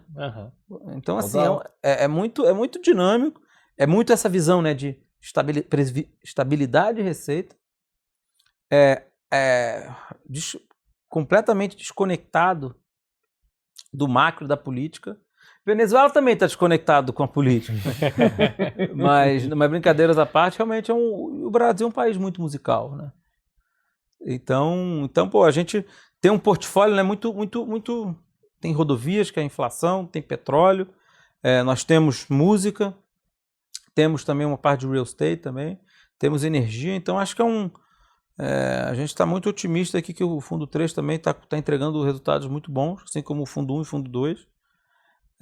Então é um pouco dessa história aqui que a gente traz. O Special Seats lá fora, ele muito, nos Estados Unidos, né, tem vários fundos, mas acho que no Brasil nós somos os pioneiros dessa parte de equity no Special Seats. Então a gente tem muito orgulho de estar sempre desbravando, né, coisas não óbvias, coisas com muita proteção no investimento. Acho que é uma essência muito do nosso fundo. Você tem você está entrando numa coisa dessa, mas tem que ter um downside protection muito forte, né? Então é sempre uma das bases, né, do nosso fundo, você, beleza, tem um retorno, todo mundo está feliz, mas no cenário que as coisas mudam, a gente tem uma proteção no investimento muito forte, né? Então é um pouco assim que a gente enxerga e cada vez mais estamos querendo olhar mais coisas. Acho que o Brasil é um país que tem muita oportunidade para quem está nesse ramo de Special Seats. E como se estrutura a Starboard para conseguir olhar para tantos ativos assim, com essa capilaridade de setores e temas tão diferentes? Como é a estrutura da empresa em si? Sim. Não, hoje nós temos 50 sócios, 50 funcionários. O comitê, os sócios sêniores somos eu, Fábio, Varley e Marcos, né? E a gente tem realmente dentro do nosso time pessoas especializadas em setor. Por exemplo, eu olho muito óleo e gás, temos pessoas especializadas muito nessa parte de infraestrutura, então a gente tem claro, todo mundo acaba olhando um pouco de tudo, mas a gente sempre gosta, né, de ter seus times, né, né, que respiram o setor, né? É muito positivo eles, né? Por exemplo, um dos nossos sócios que toca música, pô, eu acho que ele virou um dos maiores experts de música, talvez do mundo, né? Ele realmente, o Sacardo, né? Ele é um cara que, pô, e não só, né, no financeiro, mas ele sabe o artista que, pô, talvez vai bombar no ano que vem. Então, a gente começa a ter uma tecnologia, né, muito bacana, né? De um setor que, sabe, acho que talvez há 10 anos atrás ninguém imaginava, né? Alguns fundos já olhavam, mas nos últimos 3, 4 anos, você pega aqui os grandes private equities americanos, todo mundo tem sua empresa de música. Lá fora, todo mundo entrou nesse setor, embarcou nessa onda. E tomara que isso seja também um fomentador de novos artistas, né? Qual que é o nome desse sócio que você citou agora? Sacardo, Gabriel Sacardo. Imagina, ele chega em casa depois do dia todo de trabalho e fala, agora eu vou dar uma relaxada. Coloca uma musiquinha pra tocar, o cérebro já começa a pensar, não, essa música aqui negocia 7 vezes o mundo. Vai sair, mas tem que ser isso mesmo. Tem que ou pensar num remix, assim, pô, acho que essa música aqui vai bem. Esse samba aqui vai... O cara vira um DJ, analista tem que ser, né? gestor, pô, foda. Tem que ser mesmo, né? Mas é isso, assim, é muito dinâmico, né? Muito dinâmico. Bizarro. E é engraçado também a estrutura do fundo em si, né? Porque a gente recebe muito gestor de fundo líquido aqui, né? E as indústrias são muito diferentes, né? Porque no caso de vocês, especificamente até da Starboard, vocês têm uma taxa de administração média mais baixa do que se espera, né? Fica entre 1 e 1,5 ali, né? Então, assim, a performance é muito importante para vocês, né? Então, esse tipo de casos de crescimento, de resultado como esse 9 vezes em dólar, em tão pouco tempo, né? É fundamental até para manter essa estrutura tão robusta que vocês têm, né? Não, eu acho que o elemento, né, de performance é sempre muito positivo. É muito importante para o private equity. Acho que lá fora, né, até os private equity listados, né, eles acabam sendo muito avaliados pela sua taxa de gestão, né? Mas com certeza o accrual, né, da taxa de performance é fundamental, até porque os sócios são também os principais cotistas do fundo, né? Acho que isso também coloca muito, né, uma visão de que está todo muito bem alinhado aqui para o fundo dar certo, né? Mas com certeza, acho que a gente fala, né? Acho que a gente começou, né, essa onda foi um dos pioneiros no Special Situations do Brasil, mas a gente hoje começa a ver muitos outros fundos também nascendo, né? Acho que um pouco. Não, tem que crer, o bolso de Special Situations está crescendo muito no Brasil, assim. Eu lembro que no Verde Day eles mostraram um gráfico de todo, mas ali não para private equity, ele era mais crédito, né? Sim. Não o que vocês fazem, mas mostrou o bolso de Special Situations para crédito. Já era um dos principais dentro do segmento de crédito, por conta dessas tranches recentes, né? Então é um produto que cada vez tem mais procura aqui no Brasil. Com certeza. E tem oportunidade, né? Tem oportunidade e tem, assim, quando o fundo dá certo, realmente tem retornos. Você quer ter retorno de high 20s, high 30s, é um fundo Special Situations. PCA mais 30. PCA mais... mas realmente, assim, um ponto, né, que a gente... Hoje o Brasil, né, muita gente fala, mas tudo no Brasil virou Special Situations. Né? em alguns casos, sim, mas...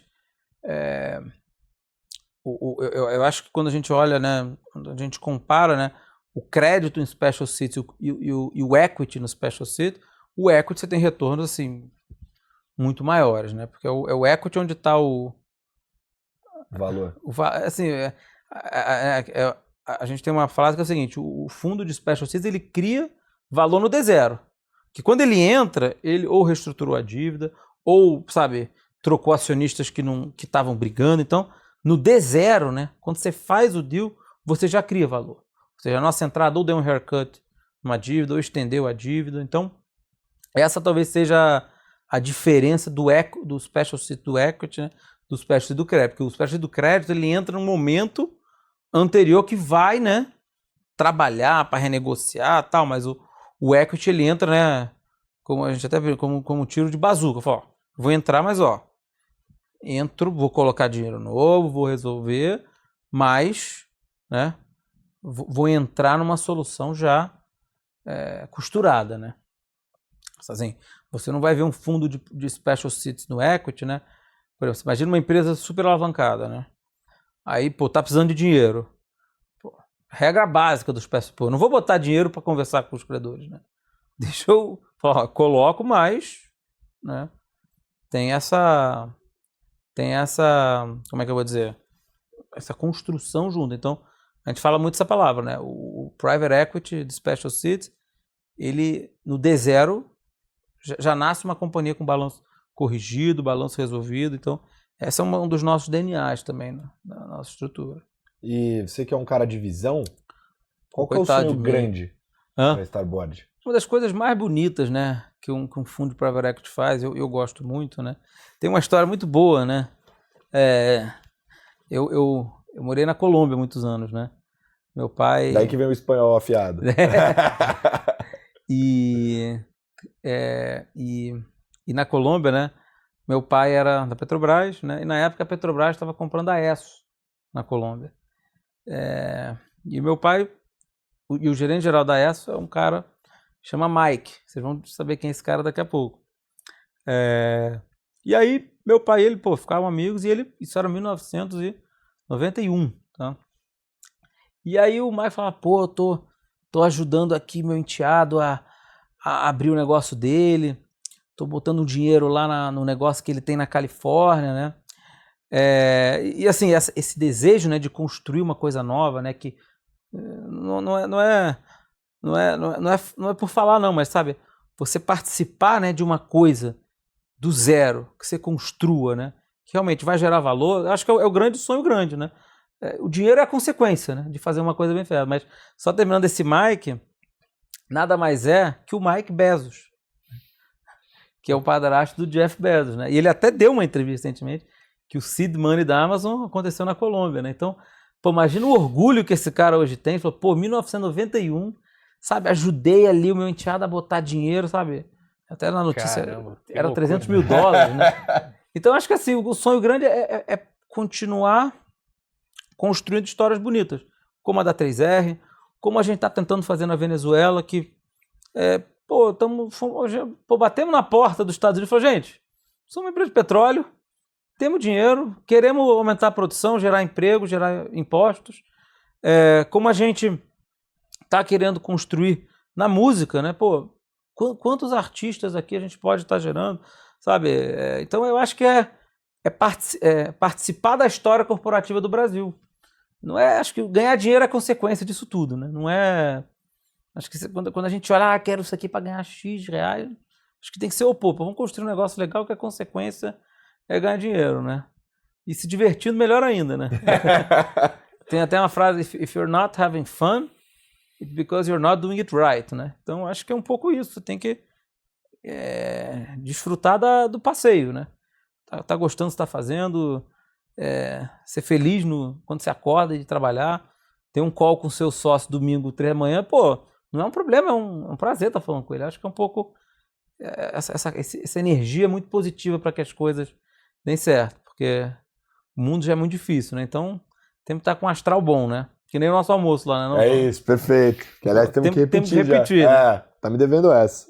Mas eu ia pedir para você comentar um pouco, porque eu acho muito... eu particularmente tenho a minha figura paterna, o meu pai, ele é quase um técnico, assim, para mim, um coach, né? Desde que eu sou mais novo. Aliás, quase não, ele foi isso, e é isso para mim. E eu vejo que você tem uma relação similar com seu pai. Seu pai foi essa pessoa que sempre estava lá na beira do campo gritando para você, né? Eu queria que você contasse um pouco primeiro de deixar você contar quem foi seu pai, na sua perspectiva, nessa história toda, e como ele te ajudou nesse caminho. Sim. Não, obrigado pela pergunta.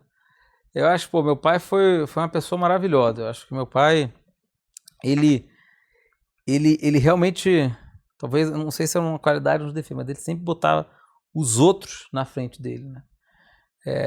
E até minha esposa também às vezes fala isso, que eu às vezes penso muito nos outros e não em mim, né? Então, cara, meu pai, eu acho que foi ele, né, pegar um pouco da história dele, né? Mas ele era da Petrobras, né? E na época da Petrobras, ele, sabe, humildemente aqui falando, ele foi o cara que descobriu o pré-sal, né? Acho que foi uma ideia que surgiu da cabeça dele e do time dele, era o gerente executivo da exploração da Petrobras. E ele, É difícil falar. Eu acho que, né, meu pai faleceu há uns 2 anos atrás, mas o meu pai sempre é uma pessoa assim que ele teve aí o caso, não sei se vocês consideram acompanhar o caso da OGX, né? Mas primeiro, ele como um ser humano, acho que eu nunca vi um ser humano tão bom, né? Não só, claro, com a filha é fácil falar isso, mas como ele foi uma pessoa que pensou nas pessoas, né? E no caso OGX, né, que eu acho que todo mundo, né, pergunta, ele sempre, acho que eu gosto muito de falar de OGX, né? Não é que eu gosto de falar muito, mas todo mundo tem essa visão, não, de que os ativos eram ruins, mas a história não é essa, assim. A gente pega hoje a Eneva. Quanto que a Eneva vale hoje? Hoje está valendo 30 bi. Foi um ativo que era da OGX, né? Mas o que deu de errado ali? Não teve o quê? Balanço, né? A companhia não teve balanço para seguir o processo de desenvolvimento, né? A mesma coisa agora, Tubarão Martelo, né? Que hoje a PetroRio juntou com o Polvo, então é um ativo também que era ex-OGX. Então, eu acho que tem-se uma impressão errada, que os ativos da OGX eram ruins. Não. Faltou o quê? Faltou balanço para continuar desenvolvendo. Então, assim, acho que essa é um pouco a percepção, né, que se dá dos ativos da OGX, né? E meu pai, não só pessoalmente, né, além de ter sido um cara maravilhoso como pessoa, mas ele foi o cara que me incentivou e incentivou, né, os nossos sócios a criar a 3R. Pô, vocês têm que olhar esse campus. Ele já estava frágil, já estava doente, mas ele falou... Foi pitaco dele. Ele falou, olha, vocês têm que olhar esse Campos On Shop, porque pô, tem muito óleo lá, tem muito petróleo lá, então foi né, meu mentor nesse caso, e foi o nosso mentor da criação, né? Então, claro que ele já estava no final de vida um pouco frágil, um pouco débil, né? Peguei o espanhol, não sei porquê, é frágil, mas ele foi o nosso grande mentor, né, para esse projeto. Eu falo também que meu pai foi repetindo, ele foi o cara que sempre pensou no próximo, né? Então o dinheiro nunca foi acho que talvez o dinheiro nunca eu aprendi muito com ele, o dinheiro é consequência, né? Vamos primeiro fazer as coisas direito e depois, se você estiver fazendo certo, as coisas vêm. Então eu falo com ele com muito carinho, né? Com muito amor, como uma pessoa do bem demais. Assim. Ele realmente tinha um coração assim maravilhoso e deixou esse legado no Brasil, que foi o pré-sal.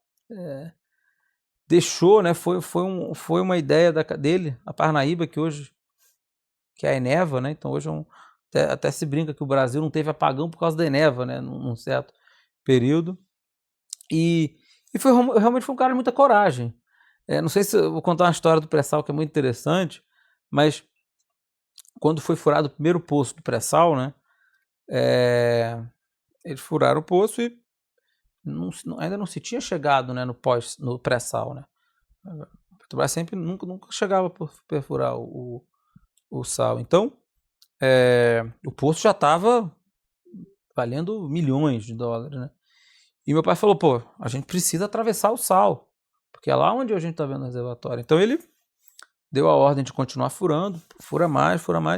E aí quando você, né, furou o reservatório embaixo do sal, todos os técnicos, inclusive o diretor da Petrobras na época, falou, não, aqui não tem nada, vamos fechar esse poço. O pai falou, não, aqui você tem óleo, um óleo leve, de boa qualidade.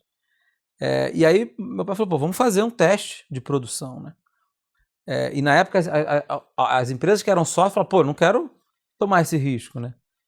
E aí quando foram fazer o teste de produção que viram que o óleo saiu. Então, e aí todas as outras sócias falaram, não, eu vou voltar, né? Mas então, foi a tese do pré-sal veio muito com a cabeça dele, e claro, do time dele, mas foi uma coisa também muito fora da caixa, né? Até o diretor na época falou, não tem nada aí, vamos parar. Então, eu acho que ele deixou um legado no Brasil, que é o pré-sal, e eu acho que também a Parnaíba também é um como é que eu vou dizer, tem o DNA dele nessa história. Então eu só tenho orgulho, e bom, me incentivou, e Pô, e meus sócios também a criar a 3R.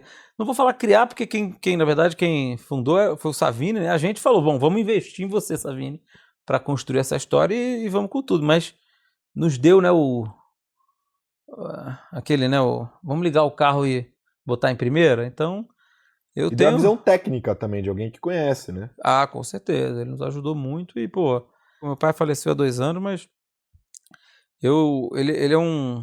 além de ter sido uma pessoa maravilhosa, né? Uma pessoa bondosa demais.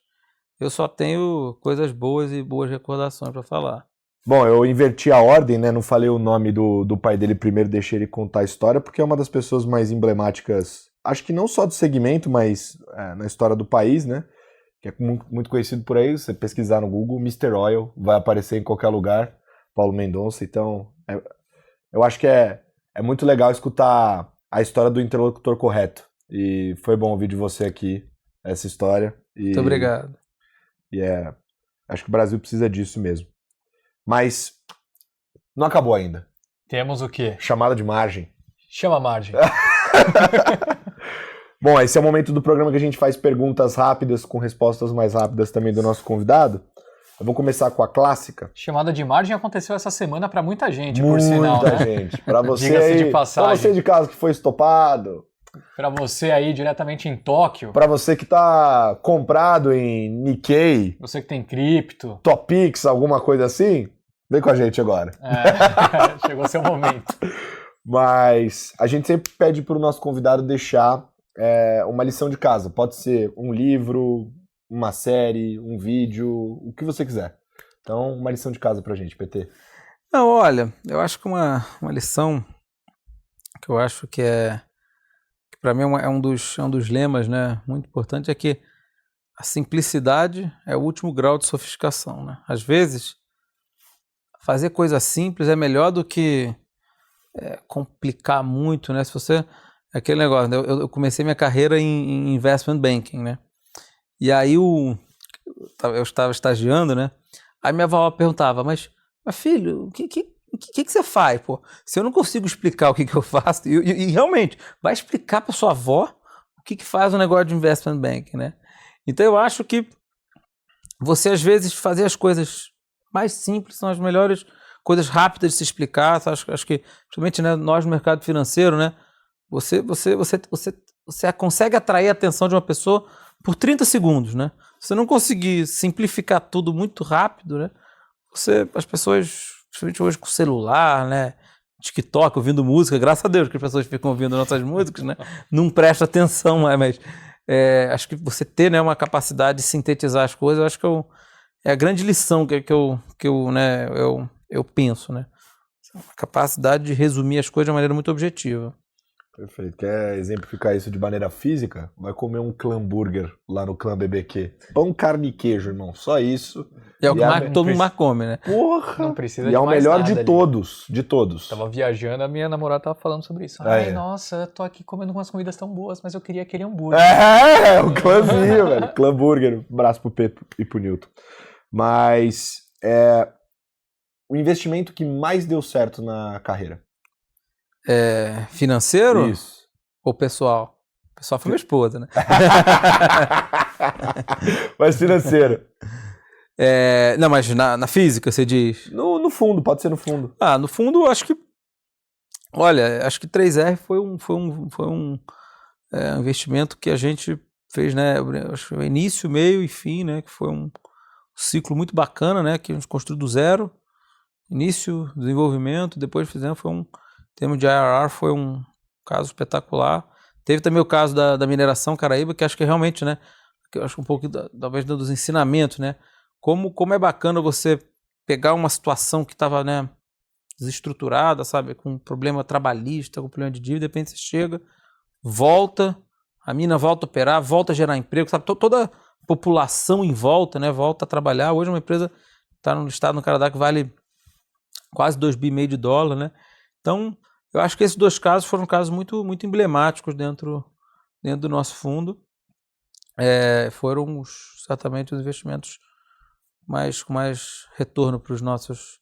A gente acorda pensando nos nossos cotistas. Então, acho que esses casos foram muito, muito emblemáticos para a gente. Agora, um que eu estava curioso para te perguntar, porque a gente falou muito dos investimentos que deram certo, mas a gente sabe que na vida de um investidor, o investimento que dá errado também é muito importante porque ele gera muito aprendizado, né? E no caso de private equity, ainda mais no caso de vocês que é distressed, special sits, a margem de erro ela é muito pequena, porque quando você erra, né, dificilmente você consegue haver. Então eu queria escutar qual foi o maior aprendizado, ou seja, aquele investimento que vocês fizeram que não deu certo, mas que gerou muito aprendizado para vocês. Olha, eu acho que um aprendizado, né, que a gente tem que ter, né, é claro que quando você olha esses fundos, né, a cada 10 investimentos, você vai acertar Claro. 3, você vai errar 3, você vai... Perfeito. 3 da média.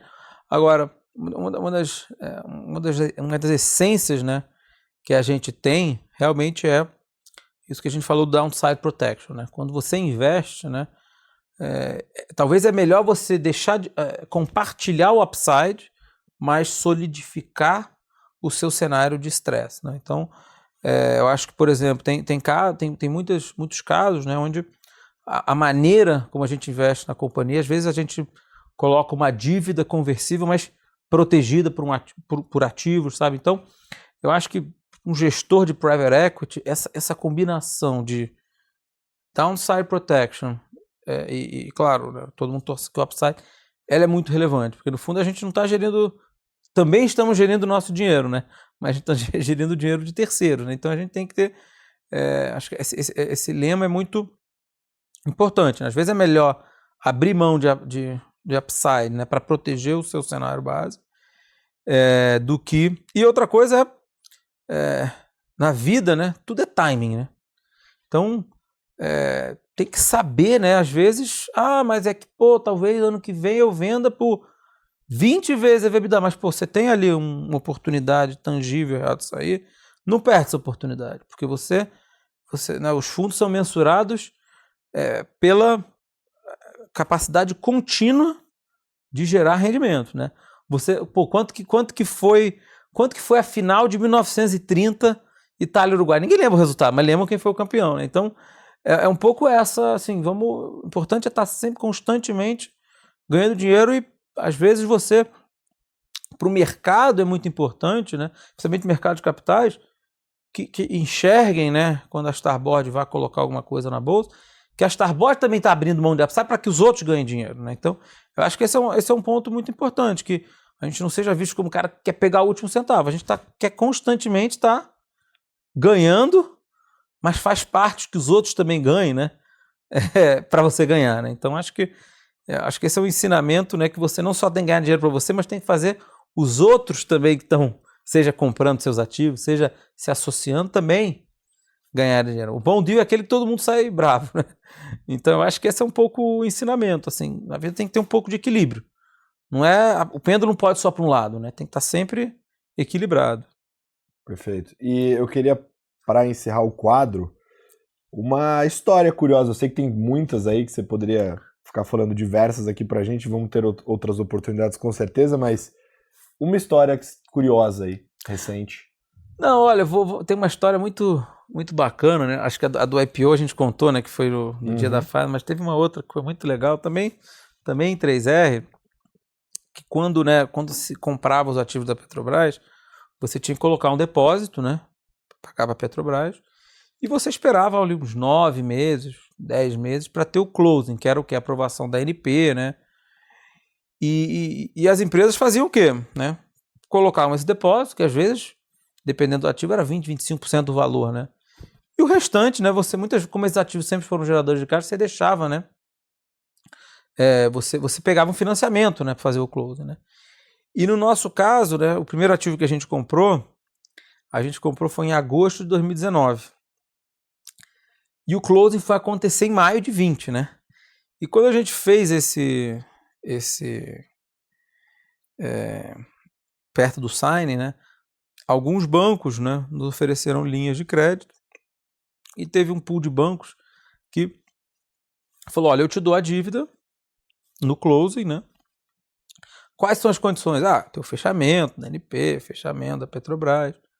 E eu me lembro que esse pool de bancos gringos, né, eles voltaram, eu vou colocar aqui uma cláusula aqui, se acontecer alguma coisa entre o sign e o closing, né? Pô, eles não têm obrigação de colocar o dinheiro, né? E aí, que cláusula era essa? Que eu chamo de MAC clause, mas era furacão, terremoto, era incêndio, né? Pandemia. E aí eu me lembro, até o meu sócio Marcão, que a gente tava, pô, Marcão. Isso era quando, mais ou menos? Isso era agosto de 2019, né? Aí eu falei pro Marcão, pô, Marcão, imagina se vem aí uma pandemia, né? Imagina se vem um terremoto. Pô, a gente não pode ficar 10 meses dormindo, né? Aí a gente falou, não, vamos tirar esse negócio, porque aí os advogados falaram, mas isso nunca vai acontecer. Mas já que nunca vai acontecer, então tira. Vamos tirar, né? Então tiramos e aconteceu a pandemia, né? A gente realmente... Então acho que assim, é um pouco também a maneira como a gente olha os investimentos. É um processo, né? Porque vocês não faziam a menor ideia que viria uma pandemia. Pô, o processo de investimento de vocês que... Mas, pô, às vezes ser um pouco neurótico ajuda, né? Principalmente para essa parte do downside que você tinha dito. Principalmente a parte do downside, mas foi uma história que, pô, é muito, muito engraçada, assim. Hoje a gente lembra, mas, pô, com certeza, acho que muita gente sofreu com essas famosas MAC clauses, né? Mas acho que foi um episódio também de intuição, não vou falar sorte. Intuição. Com certeza. Não, alguma coisa você sorte sentiu. Sorte não foi. Esse foi intuição. Isso aí. Muito bom. PT, queria te agradecer por ter topado o convite de estar aqui com a gente hoje. Quando eu saí do almoço, saí todo animado porque sabia que ia render um grande episódio e realmente rendeu. São muitas histórias de investimento. A gente ficou basicamente o programa inteiro falando de investimento, não paramos um minuto. Não, tempo e uma capilaridade assim incrível. E o que me impressiona em você é a humildade. Você tem essa característica latente. Eu saí disso, eu lembro que eu saí do almoço, conversei com o Saraiva sobre isso. Falei, cara, impressionante como ele é humilde. Então, pô, foi um prazer ter você aqui com a gente. Pô, prazer, mas também já tinha tomado mais 5 garrafas de vinho, né? Aí a gente elogia mais fácil. Mas não, o prazer foi meu, assim, muito obrigado. Muito parabéns pelo trabalho que estão fazendo. Obrigado. O prazer é meu estar aqui. Valeu. H. Sempre uma honra e um prazer. Tamo junto. Valeu, Nando Insta, valeu, time. É isso. Semana que vem tem mais. Um beijo. Tchau. Tchau. Show me the money.